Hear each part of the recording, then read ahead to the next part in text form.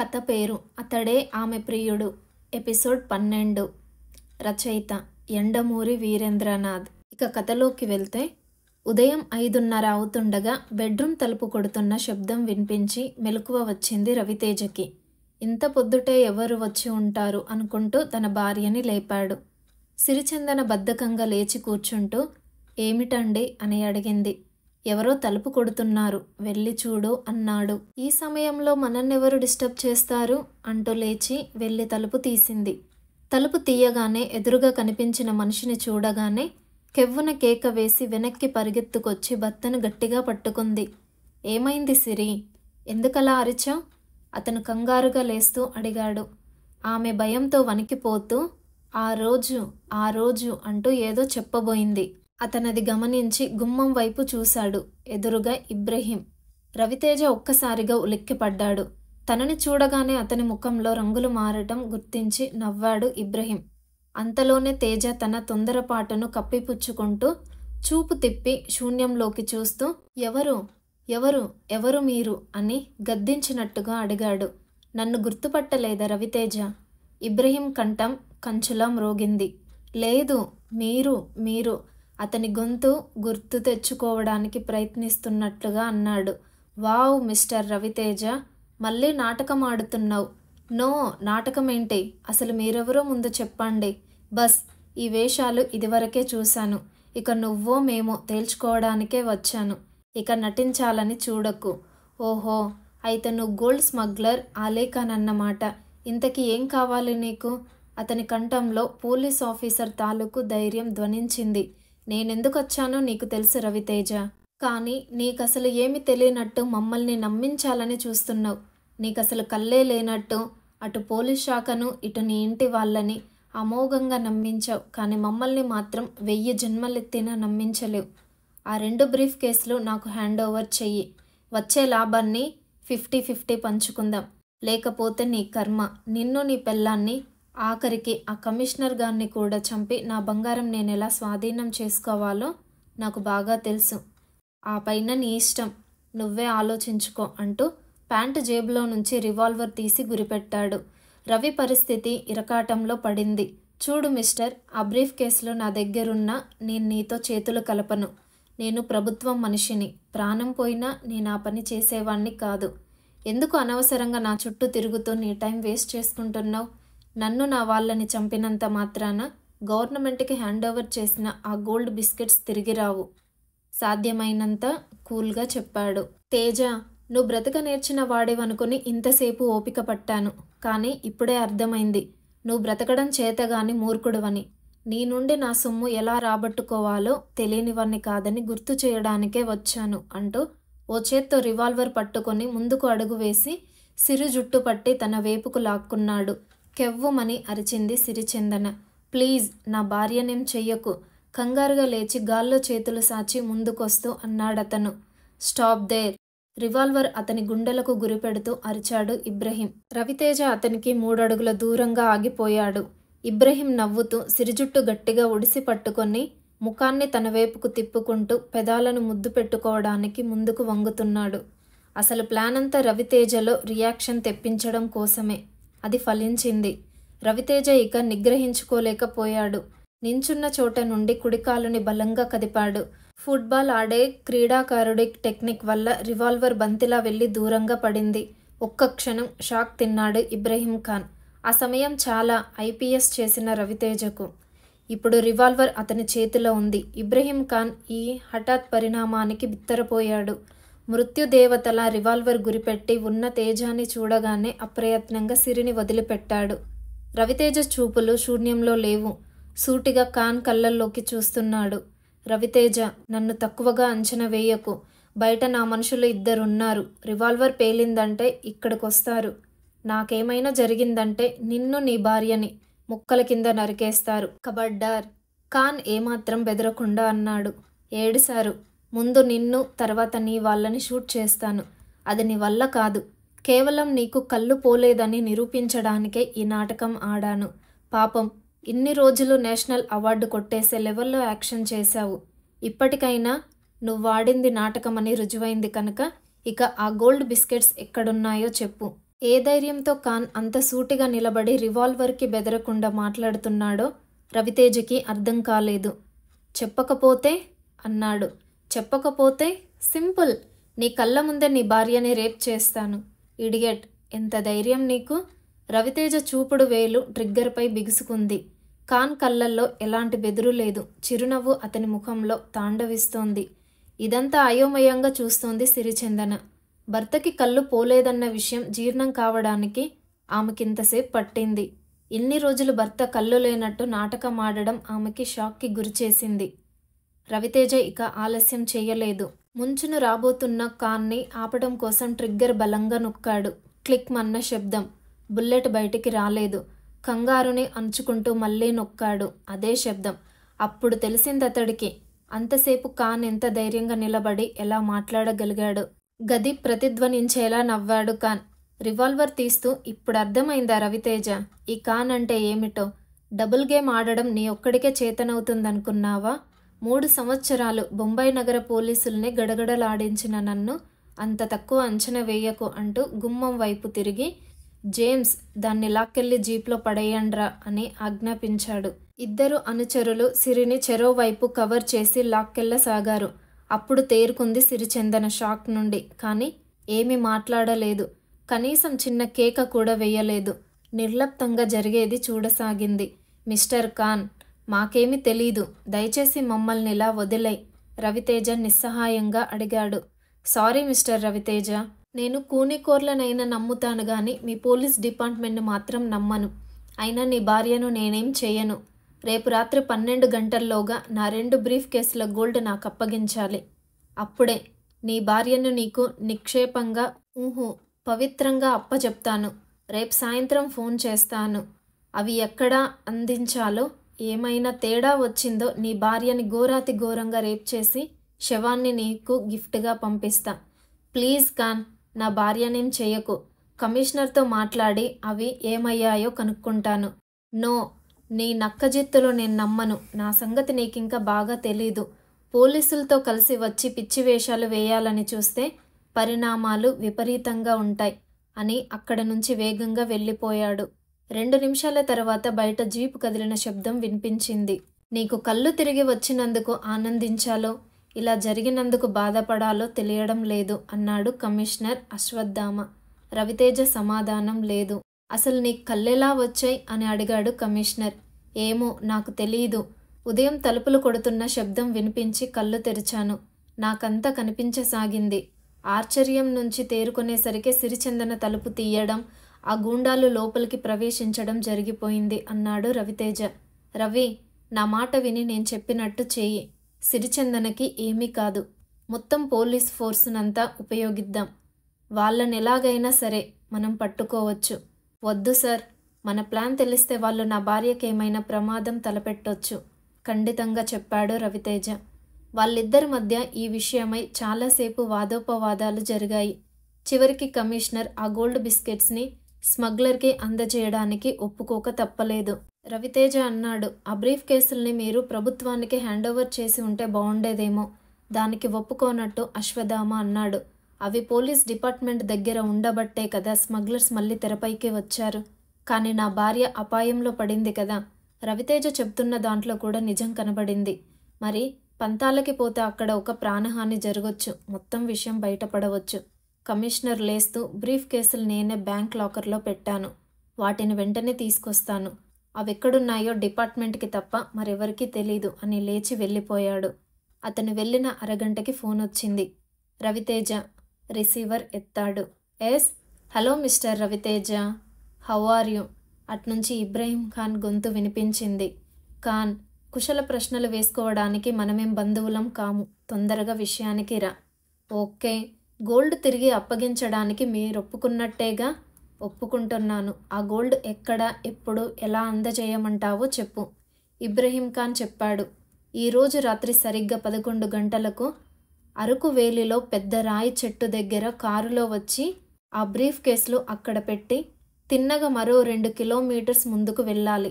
ఆ తర్వాత వెనక్కు తిరిగి మళ్ళీ వస్తే ఆ బ్రీఫ్ కేసులు పెట్టిన చోటే నీ భార్య నిలబడి ఉంటుంది. సరే అయితే, నువ్వు చెప్పినట్టే చేస్తాను. ఈ విషయంలో నువ్వేదైనా అతి తెలివితేటలు ప్రదర్శించిన, పోలీస్ సహాయం తీసుకున్నా నీ భార్య ప్రాణాలు పోతాయి. నా సంగతి నీకు తెలుసుగా? తెలుసు. ఎవరు తీసుకొస్తారు? నా దగ్గర పనిచేసే డ్రైవర్ మహర్షి. ఇబ్రహీం ఖాన్ కంఠంలో ఆశ్చర్యం ప్రతిధ్వనించింది. ఏమిటి, నువ్వు రావా? నీ ఇష్టం మిస్టర్ ఖాన్, నన్ను రమ్మంటే నేనే వస్తాను. ఖాన్ ఒక్క క్షణం మౌనంగా ఉండి, వద్దులే, ఈ వ్యవహారంలో ఇలాంటి పోలీస్ ఆఫీసర్లు పాల్గొంటే మాకు ప్రమాదం. నీ డ్రైవర్నే పంపించు. అయితే ఒక్క విషయం, ఎటువంటి మోసం జరిగినా మరో హెచ్చరిక లేకుండా నీ భార్య ప్రాణాలు తీయడం ఖాయం అన్నాడు. ఆ విషయం నాకు తెలుసు మిస్టర్ ఖాన్. కానీ ఒక్క విషయం, మధ్యలో మా డ్రైవర్ ఏదైనా మోసం చేస్తే దానికి మాత్రం నేను జవాబుదారిని కాదు. ఆ వచ్చిన బంగారం అసలైందో కాదో తేల్చుకొని ఆ తర్వాతే నువ్వు నా భార్యని వదిలేయవచ్చు. అంటే? అనుమానంగా అడిగాడు ఖాన్. ఒకవేళ డ్రైవర్ మోసం చేస్తే? అటువైపు నుండి ఖాన్ నవ్వాడు. అలా మోసం చేస్తే ఆ డ్రైవర్ బ్రతకడు.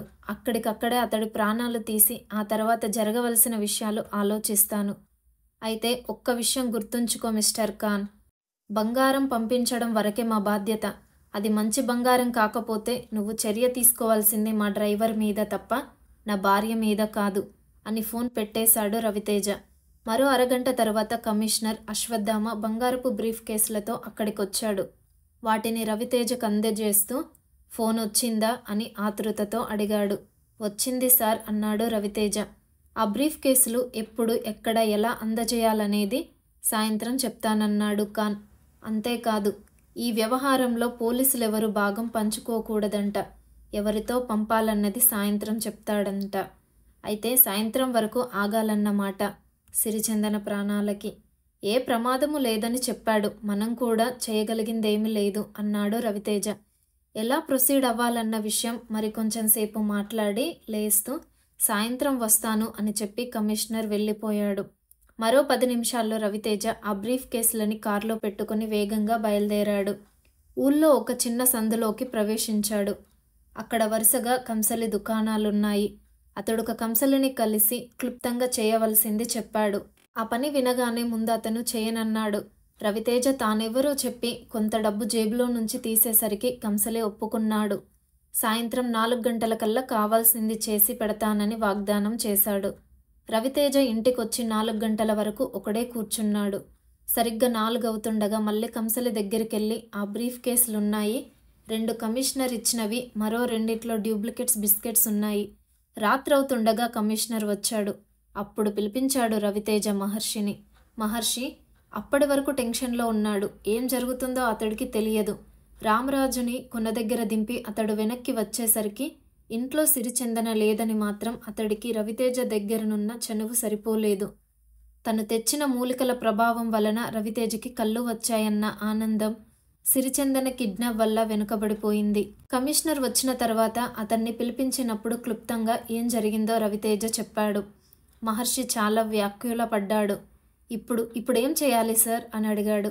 నువ్వు వెళ్ళి ఈ బ్రీఫ్ కేసులు వాళ్ళు అందించమన్న చోట అందించి సిరిచందనని వెనక్కి తీసుకురావాలి. తెస్తాను సార్ అన్నాడు మహర్షి కమిషనర్తో.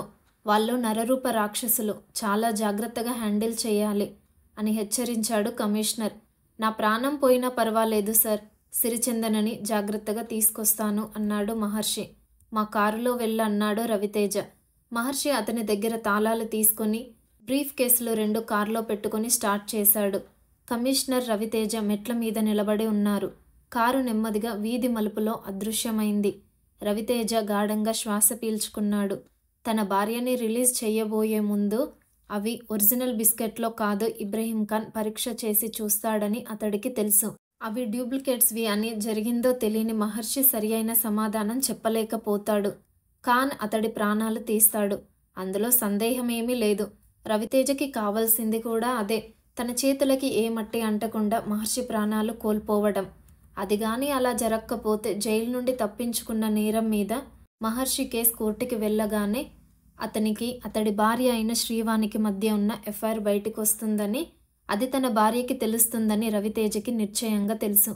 అందువల్ల మహర్షి పోలీసులకి పట్టుబడడం కన్నా ఖాన్ చేతిలో అతని ప్రాణాలు పోవడం మంచిది. అందుకే అతనలా ప్లాన్ వేశాడు. తమకి అందినవి ఒరిజినల్ బంగారపు బిస్కెట్లు కావని తెలిసిన ఇబ్రహీం ఖాన్ సిరిచందనని వదిలిపెట్టడని కూడా రవితేజకి తెలుసు. అయితే దానివల్ల ఆమెకి ఏ హాని చేయడు. బిస్కెట్లు మార్పు కేవలం మహర్షే చేశాడని భావిస్తాడు. మహర్షిని చంపేసిన తర్వాత తిరిగి తమతో బేరం పెడతాడు. కావాలంటే అప్పుడు ఒరిజినల్ బిస్కెట్లు ఇచ్చి సిరిచందనని వెనక్కి తెచ్చుకోవచ్చు. ఒక్కసారి మహర్షి చనిపోయిన తర్వాత సిరిచందనికి తనకి మధ్య ఇంకెవరూ అడ్డుండరు. ఒకవేళ మహర్షి అసలు ఆ కిడ్నాపర్ స్థావరానికి వెళ్లకుండా బిస్కెట్ల బ్రీఫ్ కేసులతో పారిపోతే అప్పుడు మొత్తం జరిగిన విషయమంతా ప్రభుత్వానికి తెలియపరచవచ్చు. అప్పుడు సిరిచందనని మీడియా మొత్తం ప్రభుత్వానికి తెలియపరచవచ్చు. అప్పుడు సిరిచందనని విడిపించవలసిన బాధ్యత పోలీస్ ఫోర్స్ మీద పడుతుంది. 10 లక్షలు విలువ చేసే ఒరిజినల్ బంగారు బిస్కెట్లు తన దగ్గర ఉండిపోతాయి. కిడ్నాపర్స్ తన భార్యని చంపరన్న నమ్మకం రవితేజకి బాగా ఉంది. ఒక పోలీస్ ఆఫీసర్గా ఈ విషయం తనకి తెలుసు. కిడ్నాపర్స్ సాధారణంగా అంత రిస్క్ తీసుకోరు. వీలైనంత వరకు డబ్బు పిండుకోవడానికే చూస్తారు. అతడు మొత్తం పరిస్థితినంతా సమీపించుకున్నాడు. 2 మార్గాలున్నాయి. ఇబ్రహీం ఖాన్ డూప్లికేట్ బిస్కెట్లు అందించినందుకు మహర్షిని చంపడం ఒక మార్గం, లేదా మహర్షి 10 లక్షలు విలువ చేసే బిస్కెట్లు తీసుకొని పారిపోవడం ఒక మార్గం. ఏదైనా తనకు లాభమే. తను వేసిన మాస్టర్ ప్లాన్కి తనే సంతృప్తి చెంది ఆనందాన్ని లోపల దాచుకుంటూ కమిషనర్ అశ్వత్థామతో కలిసి లోపలికి నడిచాడు రవితేజ. సరిగ్గా 10 నిమిషాల తర్వాత వారిద్దరు మరో కారులో మహర్షి కారు వెనుకే బయలుదేరారు. 70వ కిలోమీటర్ రాయి దగ్గర ఆపు చేశాడు అశ్వత్థామ. మహర్షి బ్రీఫ్ కేసులు అందించవలసిన ప్రదేశం అక్కడికి 5 కిలోమీటర్ల దూరంలో ఉంది. మరో అరగంటలో ఖాన్ మహర్షి కలిసి ఇటు బ్రీఫ్ కేసులు ఇవ్వడం, అటు సిరిచందనని అప్పగించడం జరుగుతుంది. ఇద్దరూ ఎదురు చూస్తున్నారు. సిరిచందనని తీసుకురావడానికి వెళ్ళిన మహర్షి కోసం అశ్వత్థామ, మహర్షి మరణం వార్త కోసం రవితేజ. అతడి కళ్ళ ముందు సిరిచందన పెట్టెలో చీరల అడుగున దొరికిన ఉత్తరం కదులుతోంది. నాగకోనకి వెళ్ళబోయే ముందు మహర్షి ఆమెకి రాసిన ఉత్తరం అది. ఒక మనిషిని కిడ్నాప్ చేయడం కన్నా కిడ్నాప్ చేసిన మనిషిని బంధించి ఉంచడం కష్టమైన పని. పుస్తకాల్లోనూ సినిమాల్లోనూ చూసినంత సులభంగా డబ్బులు వసూలు చేయడం సాధ్యమయ్యుంటే ఈ ప్రపంచంలో అందరూ అదే వృత్తి అలవబించి ఉండేవారు. ఎవరికీ తెలియని చోట మనిషిని బంధించి ఉంచడం, ఆ వ్యక్తికి ఆహారం, నీరు అందించడం, అతడి అరుపులు ఎవరికి వినబడకుండా ఉండేలా చేయడం, కంటి మీద కునుకు లేకుండా అతన్ని కనిపెట్టుకొని ఉండడం, ఇవన్నీ పైకి కనబడే అంత సులభమైన విషయాలు కావు. నిరంతరం చేతులు కట్టేసి ఉంచడం కూడా సాధ్యమయ్యే పని కాదు. నోటికి ప్లాస్టర్ వేసినా కూడా అది ఒక్కోసారి ప్రాణాలకే ప్రమాదకరంగా మారవచ్చు. కిడ్నాపర్స్ సాధారణంగా తాము బంధించిన వ్యక్తిని చంపేయాలని అనుకోరు. తమకందవలసిన డబ్బు అందించిన తర్వాత ఆ వ్యక్తిని వదిలిపెట్టడానికే ఇష్టపడతారు. ఎందుకంటే కిడ్నాప్ నేరానికన్నా హత్య నేరానికి శిక్ష ఎక్కువ. అలీఖాన్ మరణించిన తర్వాత ఇబ్రహీం శాస్త్రి కలిసి ఆ పథకాన్ని పూర్తి చేయాలనుకున్నారు. సాధారణంగా ఒక బాస్ కింద సమాన స్థాయిలో పనిచేసే ఇద్దరు వ్యక్తుల మధ్య స్నేహం ఎక్కువగా ఉండదు. ఇద్దరు తమ అంతస్తు నిలబెట్టుకోవడం కోసం అంతర్గతంగా ఒకళ్ళనొక్కళ్ళు ద్వేషించుకోవడం సహజం. అలీఖాన్ బ్రతికున్నంత కాలం ఇబ్రహీం శాస్త్రిల మధ్య ప్రథమ అనుచరుడిని స్థానం కోసం పోటీ ఉండేది. అలీఖాన్ మరణించిన తర్వాత ఇద్దరు విడిపోదాం అనుకున్నారు. సిరిచందనని కిడ్నాప్ చేసి తీసుకొచ్చింది ఇబ్రహీం ఖాన్. బయట జీప్లో వెయిట్ చేసింది శాస్త్రి. కేవలం తామిద్దరం ఈ మొత్తం ఆపరేషన్లో ఉండాలని వాళ్ళు ముందే నిర్ణయించుకున్నారు. మూడో అనుచరుణ్ణి ఇందులో చేర్చుకోవడం వారికిష్టం లేదు. వారి ఆపరేషన్లో మొదటి భాగం విజయవంతంగా పూర్తి కావడంతో తాము ఆశించిన 10 లక్షల బంగారం దొరికినట్టని భావించారు. అరకు వ్యాలీ నుండి ప్రయాణం చేసే రోడ్డు అడవి గుండా వెళ్తుంది. ఆ అడవిలోనే ఒక చిన్న కొండ మీద పాడుబడిన గుడిలో సిరిచందనని ఉంచారు. అక్కడికి 75 కిలోమీటర్ రాయి సమీపంలో ఉంది. అందుకే దానిని ఎంచుకున్నారు. ఇబ్రహీం ఖాన్ ఊళ్ళోకి వెళ్ళి రవితేజకి ఫోన్ చేసి మళ్ళీ వచ్చేసరికి శాస్త్రి గుడి బయట రాతి మీద కూర్చొని డ్రింక్ చేస్తున్నాడు. సిరిచందన కొంచెం దూరంలో బంధింపబడి ఉంది. ఆమె కాళ్ళు 2 బలంగా కట్టివేశాడు శాస్త్రి. చేతులు మాత్రం బంధించలేదు. సిరిచందన కూడా ప్రతిఘటించే ప్రయత్నం ఏమీ చేయలేదు. అడవిలో గట్టిగా అరిచినా ఎవరికి వినబడదని తెలుసు. అందుకనే అలా ఒక రాతిని ఆనుకొని కూర్చుండిపోయింది. ఫోన్ చేసి వచ్చిన ఇబ్రహీం ఖాన్ శాస్త్రితో జరిగింది చెప్పాడు. సిరిచందన కూడా అదంతా విన్నది. మహర్షి తనని తీసుకెళ్లడానికి వస్తున్నాడని తెలిసినప్పుడు మాత్రం ఆమె గుండె వేగంగా కొట్టుకుంది. తను ఇంత అపాయకరమైన పరిస్థితిలో ఉన్నప్పుడు తనని తీసుకెళ్లడానికి భర్త రాకుండా ఇంకెవరినో పంపిస్తున్నాడని విని ఆమె మనసు గాయపడింది. ఈ లోపులో ఇబ్రహీం శాస్త్రితో డూప్లికేట్ల బిస్కెట్ల విషయం అనుమానంగా కూడా చెప్పాడు. ఇప్పుడు చేయవలసిన ప్రోగ్రాం చెప్తాను విను. నేను ఆ మహర్షి అనే అతను ఇచ్చిన బిస్కెట్స్ని అక్కడే పరిశీలిస్తాను. అవి ఏమాత్రం డూప్లికేట్స్వి అయినా అతన్ని అక్కడే చంపేస్తాను. నా రివాల్వర్ శబ్దం విని కంగారు పడి వెంటనే సిరిచందనని తీసుకుని అక్కడికి రాకు. ఒకవేళ రివాల్వర్ శబ్దం వినబడకపోతే నేను బ్రీఫ్ కేసులో పట్టుకొని మీ దగ్గరకు వస్తాను. ఇట్నుంచి మనం వెళ్ళిపోవచ్చు. మరి ఈ అమ్మాయి? అడిగాడు శాస్త్రి. ఇబ్రహీం సిరిచందన వైపు చూస్తూ, అది మన బాధ్యత కాదు, నడుచుకుంటూ రోడ్డు వరకు వెళ్ళి ఏ లారీయో ఎక్కి వెళ్ళిపోతుంది అన్నాడు. ఒకవేళ ఆ మహర్షితో పాటు పోలీస్ డిపార్ట్మెంట్ కూడా మాటు వేస్తే మన పని కష్టమవుతుంది. మనం మహర్షి కారులో బయలుదేరి వెళితే కొంత దూరం ప్రయాణం చేసి కారుని ఆ అమ్మాయిని వదిలేయవచ్చు. ఈ అమ్మాయి మనతో ఉంటే సేఫ్ అన్నాడు శాస్త్రి. నిజానికి ఇబ్రహీం కన్నా శాస్త్రి తెలివైనవాడు. కానీ శాస్త్రి తెలివితేటల్ని ఒప్పుకోకపోవడానికి ఖాన్కి అహం అడ్డొచ్చింది. అవన్నీ నేను ఆలోచిస్తాను, చెప్పింది చెయ్యి అన్నాడు కసురుకున్నట్టు. రివాల్వర్ శబ్దం విని కంగారు పడకని చెప్తున్నాడు. శాస్త్రి కన్నా ఖాన్ బలంగా ఎత్తుగా ఉంటాడు. అందువల్ల అతను చెప్పిన మాట శాస్త్రి వినక తప్పలేదు. సరే నీ ఇష్టం అన్నాడు. 10:30 వరకు ఇద్దరు డ్రింక్ చేస్తూ కూర్చున్నారు. 10:30కి ఖాన్ బయలుదేరుతూ జాగ్రత్త అని మరోసారి హెచ్చరించి అరకు రోడ్డు వైపు కదిలాడు. అతను వెళ్ళిన 5 నిమిషాలకి సిరిచందన మొట్టమొదటిసారి మాట్లాడుతూ, నాకెందుకో ఈ ఖాన్ని చూస్తే అనుమానంగా ఉంది అంది. అప్పటికే 8వ పెగ్ డ్రింక్లో ఉన్న శాస్త్రి ఎందుకని అడిగాడు బొంగురుగా. నా భర్తకి అతను ఫోన్ చేసినప్పుడు నా భర్త అతనితో బ్రీఫ్ కేసులలో డూప్లికేట్స్ బిస్కెట్స్ ఉండే అవకాశం ఉంది అని చెప్పినట్టు ఇతను మనకి చెప్పాడు. ఏ పోలీస్ ఆఫీసర్ కూడా కిడ్నాపర్స్కి ఆ విధంగా చెప్పడు అంది. శాస్త్రికి ఆమె చెప్తున్న దాంట్లో నిజం ఉన్నట్లు తోచింది. నిజమే అన్నాడు. కానీ నీ భర్త ఊహించినట్లు మధ్యలో డ్రైవర్ ఆ బిస్కెట్స్ మార్చొచ్చు కదా. అతడు డ్రైవర్ కాదు, నా క్లాస్మేట్ మహర్షి, బాగా చదువుకున్నవాడు అంది సిరిచందన. అంతేకాకుండా ఇందులో ఇంకొక పాయింట్ కూడా ఉంది. పోలీసులు ఈ బ్రీఫ్ కేసుల్ని రాత్రి 8:30కు అందజేస్తారు. అతను 11 తీసుకొచ్చి ఇక్కడ అందజేయాలి. ఈ లోపులో అదే సైజు డూప్లికేట్ బిస్కెట్లు తయారు చేయించి బ్రీఫ్ కేసులో మార్చడం మహర్షికి సాధ్యం కాదు. కరెక్ట్ అన్నాడు శాస్త్రి సాలోచనగా. మరి మీ ఆయన ఈ విషయం ఎందుకు చెప్పి ఉంటాడంటో? ఈ విషయం నా భర్త చెప్పి ఉండడు. ఇదంతా ఇబ్రహీం ఆడుతున్న నాటకమని నాకనిపిస్తోంది అంది సిరిచందన. శాస్త్రి తెల్లబోయి చూశాడు. అతడికింతవరకు ఈ ఆలోచన రాలేదు. సిరిచందనతో ఇబ్రహీం అలా అబద్ధం చెప్పవలసిన అవసరమేముంది అన్నాడు. ఆమె తన పార్ట్నర్ అయినట్టు తన ఆలోచన ఆమెతో పంచుకుంటూ. సిరిచందన అంది, నా ఉద్దేశం ప్రకారం 11 గంటలకి మనకి రివాల్వర్ శబ్దం వినిపిస్తుంది. ఆ తీసుకొస్తున్న డ్రైవర్ని ఇబ్రహీం ఖాన్ చంపేస్తాడు. వీలైతే ఆ బ్రీఫ్ కేసులు పట్టుకొని తనొక్కడే కారులో వెళ్ళిపోతాడు. లేదా ఈ పాటికే ఇబ్రహీం ఖాన్ డూప్లికేట్ బిస్కెట్స్ తయారు చేయించి బిస్కెట్లని ఇక్కడికి తీసుకొస్తాడు. మనకేమో ఆ కార్ డ్రైవరే డూప్లికేట్స్ బిస్కెట్స్ తీసుకొచ్చినట్లు, అందువల్ల తను అతన్ని చంపినట్లు చెప్తాడు. శాస్త్రికి ఈ వాదన 100% కరెక్ట్ అనిపించింది. మరేం చేద్దాం అన్నాడు. మనిద్దరం కూడా అక్కడికి వెళ్దాం అంది సిరిచందన. దూరం నుంచి ఏం జరుగుతుందో చూద్దాం. ఇబ్రహీం ఖాన్ గాని ఒరిజినల్ బిస్కెట్స్ తీసుకొని డూప్లికేట్స్ బ్రీఫ్ కేస్ ఆ స్థానంలో పెడితే నువ్వు అతన్నేం చేయాలో అక్కడికక్కడే నిర్ణయం తీసుకోవచ్చు. ఏది ఏమైనా అక్కడ జరుగుతున్నది ప్రత్యక్షంగా చూస్తే కానీ ఇబ్రహీం ఖాన్ నిజాయితీ నీకు తెలియదు. శాస్త్రి మరి ఆలోచించలేదు. అవును పద అంటూ ఆమె దగ్గరకొచ్చి ఆమె కాళ్లకున్న కట్లు విప్పుతూ రివాల్వర్ ఆమె వైపు గురిపెట్టి నడు అన్నాడు. సిరిచందనకి సంతోషం వేసింది. మహర్షి బ్రీఫ్ కేసులు తీసుకుని వస్తున్నాడని తెలిసినప్పటి నుంచి ఆమె మనసులో లేదు.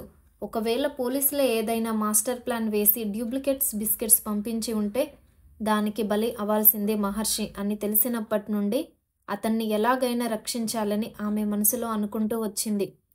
కరెక్ట్గా ఆమె చెప్పిన తర్కానికి శాస్త్రి దాన్ని నమ్మి ఈ విధంగా ప్లాన్ మార్చడం ఆమెకు చాలా సంతోషాన్ని ఇచ్చింది. నిజంగా మహర్షి ఒరిజినల్ బిస్కెట్లే తీసుకొచ్చి అందజేయాల్సిన పక్షంలో ఏ అపాయము జరగదు. అలా కాకుండా ఒకవేళ ఇబ్రహీం ఖానే ఈ విధంగా నాటకం ఆడుతున్న పక్షంలో మహర్షి ప్రాణాలు పోవడం ఖాయం. ముందు మహర్షిని తను రక్షించుకోవాలి. అన్నింటికన్నా అది ముఖ్యం. అలా అనుకుంటూ ఆమె నడవసాగింది. వెనకే రివాల్వర్తో శాస్త్రి నడుస్తూ వస్తున్నాడు. అప్పటికే అతడు దాదాపు పూర్తి సారా తాగి ఉండడంతో కాలు కొంచెం బెనికి మనిషి తూలాడు. అది చిన్న కొండ ప్రాంతం అవడం వల్ల ఆ తూలడంతో అతను 2 సార్లు దొర్లుతూ కిందకి జారసాగాడు. అతడి చేతిలో రివాల్వర్ అప్రయత్నంగా పేలింది. ఆ శబ్దానికి వెనుతిరిగి చూసిన సిరిచందనకి శాస్త్రి గట్టు మీద నుంచి కిందకి దొర్లుతూ ఉండడం కనబడింది. ఆమె క్షణం కూడా వృధా చేయదలుచుకోలేదు. మొత్తం బలాన్నంతా కాళ్ళలోకి తీసుకుని పరిగెత్తింది. జరిగిందేంటో గ్రహించి శాస్త్రి నిలదొక్కుకొని రాయి పట్టుకుని లేచి నిలబడే లోపులోనే ఆమె చీకట్లో అదృశ్యమైంది. 75 కిలోమీటర్ రాయి దగ్గర నిలబడి ఉన్న ఇబ్రహీం ఖాన్కి దూరం నుంచి రివాల్వర్ శబ్దం వినిపించింది.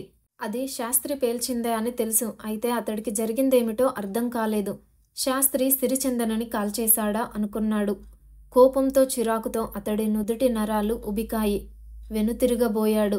అదే టైంకి రోడ్డు మీద దూరంగా వస్తూ ఒక వెహికల్ కనబడింది.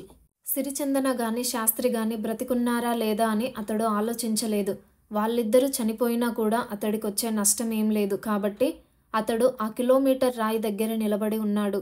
ఇంతలో వెహికల్ నెమ్మదిగా వచ్చి అక్కడ ఆగింది. అందులోంచి మహర్షి దిగి బ్రీఫ్ కేసులు 2 బయట పెట్టాడు. ఇబ్రహీం ఖాన్ చెట్టు వెనుక నుంచి గట్టిగా అరిచాడు. నువ్వు అలాగే 100 అడుగులు వెనక్కి నడిచి దూరంగా నిలబడి ఉండు. ఈ బ్రీఫ్ కేసుల్లో బిస్కెట్లు ఉన్నాయో లేదో నేను చూస్తాను అన్నాడు. మహర్షి అదే విధంగా దూరంగా నిలబడ్డాడు.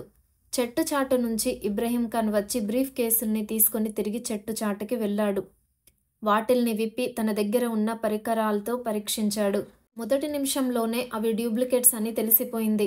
అతడి మొహం కందగడ్డలా మారింది. రివాల్వర్ చేతిలోకి తీసుకున్నాడు. చెట్టు చాటు నుంచే మళ్ళీ అరిచాడు.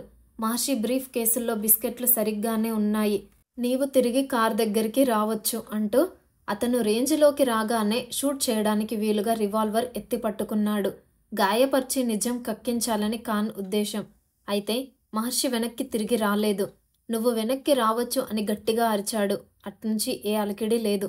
ఇబ్రహీం ఖాన్ కళ్ళు చిట్లించి చూశాడు. అక్కడ ఏమి కనబడలేదు. మళ్ళీ గట్టిగా మహర్షి, ఇదిగో సిరిచందన ఇక్కడే ఉంది, వచ్చి తీసుకెళ్ళు అని అరిచాడు. అతనిలో కోపం క్షణక్షణానికి పెరిగిపోసాగింది. మహర్షి కనిపిస్తే కాల్చివేయడానికి సిద్ధమయ్యాడు. మహర్షి వస్తున్న జాడేమీ లేదు. ఈసారి కోపం కన్నా కంగారు ఎక్కువైంది ఇబ్రహీంకి. ఏదో జరిగిందని తెలుసు, కానీ ఏం జరిగిందో తెలియడం లేదు. ఇలా డూప్లికేట్ బిస్కెట్స్ ఉన్న బ్రీఫ్ కేస్ అతనికి ఇచ్చి వెళ్ళిపోవడంలో మహర్షి ఉద్దేశం ఏమై ఉంటుంది? రవితేజ భార్య ప్రాణాలు ఎలా పోతే తనకేం అని ఒరిజినల్ బిస్కెట్స్ తీసుకుని చీకట్లో మాయమైపోయాడా?